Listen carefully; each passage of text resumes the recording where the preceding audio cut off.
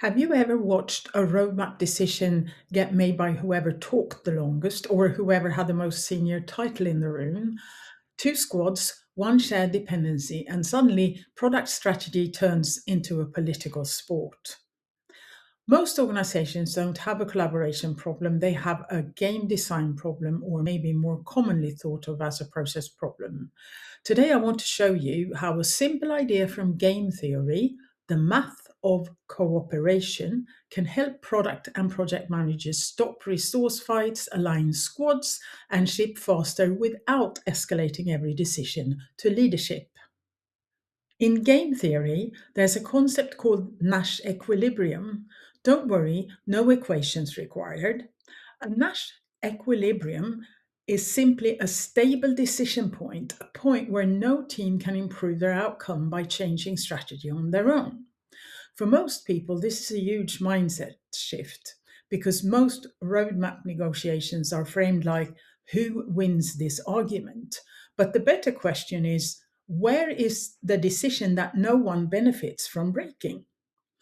When you design decisions around stability instead of victory, cooperation stops being emotional and becomes rational.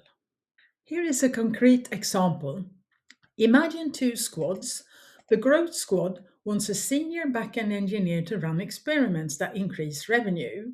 The platform squad wants the same engineer to handle scalability work before things break. Only one engineer, no extra budget. In the typical model, this becomes a debate. Growth talks revenue upside, platform talks long term risks. Leadership steps in, someone wins, someone quietly resents it. Instead, we build a payoff matrix. Each outcome gets a numerical score based on impact, not opinion. And here is what that could look like. If growth takes the engineer full time, growth gets a high payoff, say +8, upper left hand corner here. But platform and the organization take a hit. If platform takes the engineer full time, the same thing happens in reverse. But when the engineer's time is shared in a planned way, both squads win moderately and the organization wins the most. Bottom right corner. That shared option is the Nash equilibrium. No squad can improve their outcome without making things worse overall. This isn't about fake precision. You're not predicting the future, you're making trade offs visible. Scores can be rough, -10 to +10, relative, not absolute. You factor in customer impact, time to market, cross team delays, risk and rework, and yes, burnout from overloading key people. Most teams miss the hidden costs. When one squad hogs specialized talent, the ripple effects slow everyone else down. Velocity looks great until it doesn't. The matrix creates a transparent scoreboard, and transparency removes personal bias from the equation. And this is where behavior changes. In classic prisoner's dilemma scenarios, hiding information feels safe, but it leads to worse outcomes for everyone. The same thing happens in organizations. When squads exaggerate urgency or hide risk, cooperation collapses.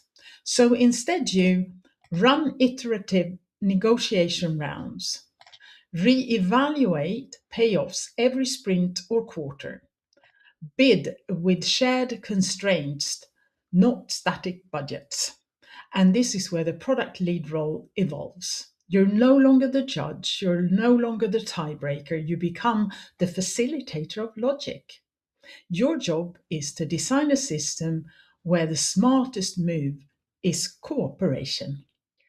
When you do this well, success looks different. You stop optimizing for individual squad velocity and start optimizing for total organizational output. Decisions get faster, trust increases, shipping becomes smoother, not because people are nicer, but because the math rewards honesty.